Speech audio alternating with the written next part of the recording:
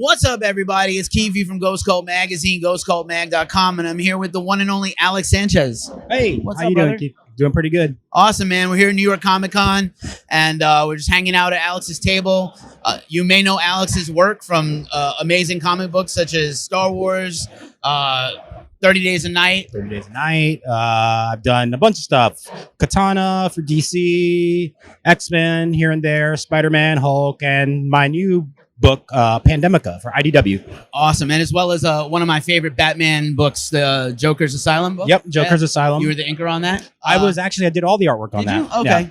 Yeah. There's a website, the DC website is wrong then. Yeah, well, that's happened before. Damn you, DC. But anyway, Alex, in addition to being a fantastic artist, is just a great person to chat with. He's knowledgeable about many subjects. We're here at his booth here at Comic-Con. I wanted to talk about your brand new book, is Pandemica. Pandemica. Let's hear a little bit about the story. And, well, it's okay. It's written by an author called Jonathan Mayberry, New York Times bestseller. And it's basically a new spin on like the zombie kind of virus infected story. And it's about the protagonist is like just a badass chick who works for the government or used to.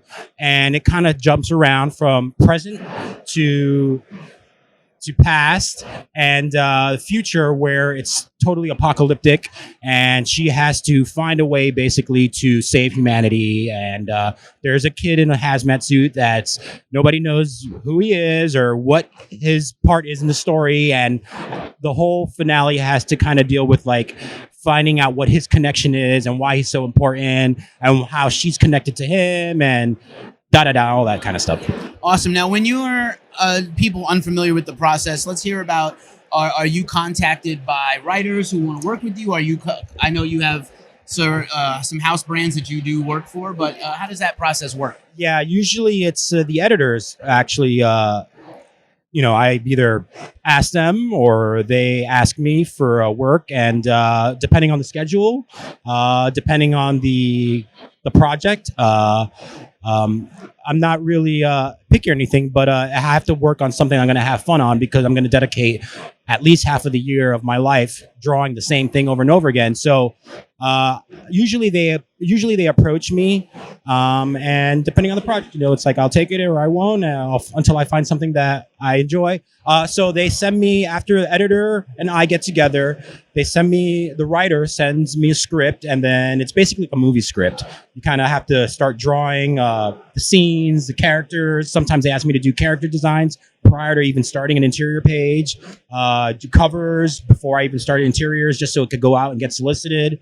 And that's pretty much like the way the system works.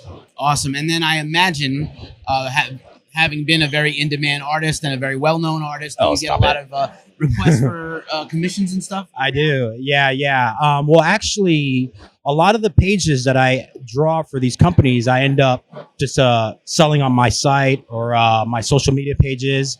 So commissions and that kind of stuff, yeah, I do get that stuff during the course of the year. But for the most part, I do my most number of commissions here at conventions. And is obviously New York Comic Con is the second biggest American con. Do you have any more conventions the rest of the year? No, I'm actually not a big convention guy. I kind of like staying home and drawing. And if I'll do a convention, if it's like nearby. So, but only New York Comic Con is really the only convention I do anymore. I've been to San Diego. I did that for a few years, and it's just like too crazy for me. And I used to do MegaCon, which I might do this year, but that's because I have family and friends in the Florida area. So I usually go there, vacation a little bit before the show, and then go to the show and then come back home. Nice, and the con can be a break from your family also. Yeah, true. I think of you, I know you a long time being a New York guy, even though you've done this, very iconic work and very iconic artwork. I always feel like there's a little bit of New York City in you. Oh, yeah, absolutely. You want to talk a little about your life experiences growing up here and how that's... Yeah, I'm New York City, born and raised. I probably won't ever live anywhere else. And anytime I have the leeway to set the background, the background space for any of the books that I do, I always try to incorporate New York City, make that the background. And I also, little thing that I like to do is like to draw my friends in some of the pages. So I guess also it's like I kind of make things look like New York City, just out of habit or whatever. So New York City is always in the background, and all the books I do. Yeah, Killer. I love hearing that. That's awesome. And then I was gonna say, typically people know Ghost Cult for music, and there's a lot of music stuff I like to talk about. Can you draw, and do you listen to music when you draw? Oh, absolutely. I mean, I cannot listen to music while I draw. I pretty much, like I told you before, I've been listening to Tool's Fear Inoculum since the day it dropped, and it's pretty much been the soundtrack to Pandemica. So yeah, I always have to have music, even if it's like YouTube concert footage, even if it's just, anything related to music, I have to have it playing while I'm drawing. Awesome. Aside from the fact that I know you love a lot of metal, what else stuff do you listen to? Let me think of, I'm kind of into mostly all the stuff that you're into, like you may know. I'm trying to think what's like the latest I've been listening to, prior to the new Tool album, which I don't listen to anything else right now. I was listening to Les Butcherettes. I got into them kind of late-ish. I saw them open up for Faith No More. Faith No More, probably my favorite band ever. I'm still listening to Soul Invictus since it came out. It's already been like 4 years.